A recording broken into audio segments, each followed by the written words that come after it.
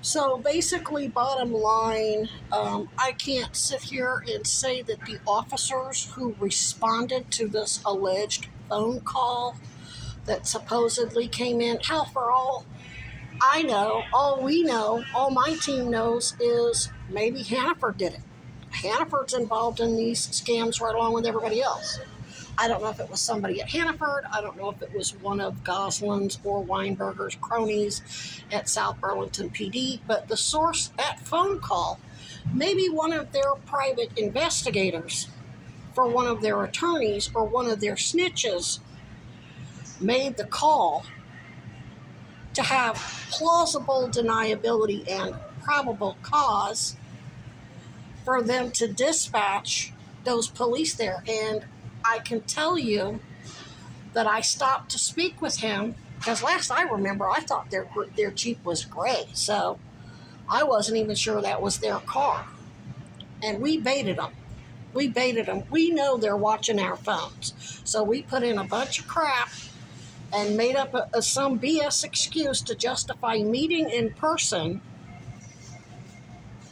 so we could discuss going to Sarah George's office. And in fact, I wasn't telling the police that. It was none of their, I didn't want them to know that. I didn't want them to just put bullets in all of our heads.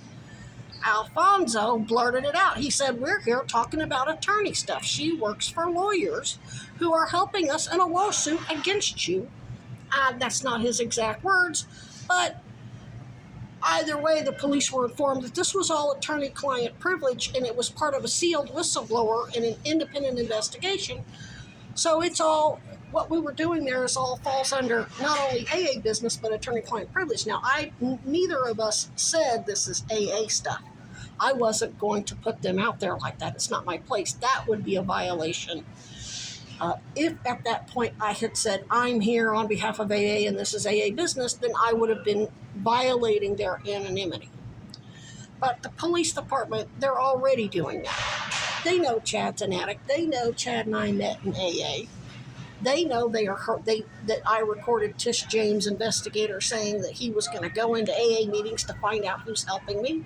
So they're private dicks on the ground are falling short. Of course, them and their friends at Big Tech are monitoring my phone and everybody else's. So when I stepped up to the car, they were going to give me a ride back, and I was so sort of distracted from talking about telling them to be careful. CeeLo's in jail. They're going, Brandy's dead. We were discussing what happened with Brandy. I didn't realize to tell him I didn't need a ride back. I needed to stay and charge up my phone because it was at like 6%. And I didn't want to use my power bank juice because tomorrow's New Year's Day. I'm not going to, I guess I could come down here and charge tomorrow, but I just don't want to have to mess with leaving and walking somewhere to try to charge my phone tomorrow. So I didn't think to tell him that. So he waited there. He was going to give me a ride back. And I realized I need to go back out there and tell him to leave. I didn't think of it till I was in the store. And I looked at the deli area, which was open in that Hannaford on Shelburne. I go out. I come back in at 6:15. It's closed. It's not supposed to close till 7:30. So it could have been one of Winefuckers and Goslin's attorneys, private dicks who called 911 or non-emergency number. Either way, I'm going to send an email to the sheriff's department asking them to reinvestigate the source of this alleged phone call that claimed there was yelling going on in their Jeep, which was parked near the handicap and the electric car thing. There was no other cars around. Not right next to them. And they had their windows up and the music going. The radio was going. So who could have heard them? There was nobody close enough to them in cold weather with everybody's windows rolled up to have even heard any arguing, especially over the music. On New Year's Eve, when all anybody's thinking about is getting their food and their beer and getting to their party,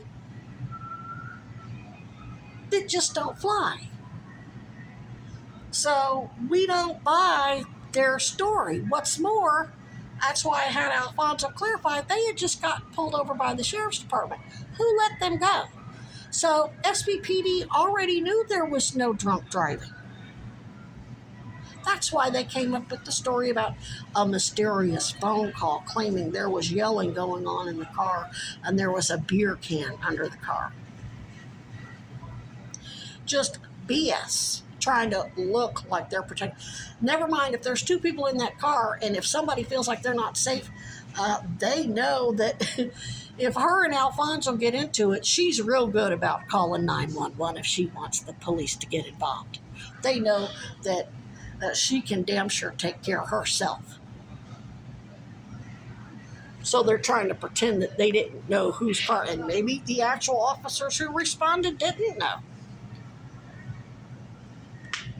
But we're not buying. It all needs to be investigated, whether what the police knew, what they didn't know, who made the call, if there was a call. Was it to 911? Who did it?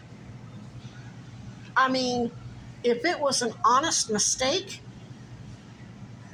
no harm, no foul. But that's why I asked them. I said, did you guys argue while I was in the store? Because you weren't arguing when I was out here talking to you before I went in the store. See, the police, the last text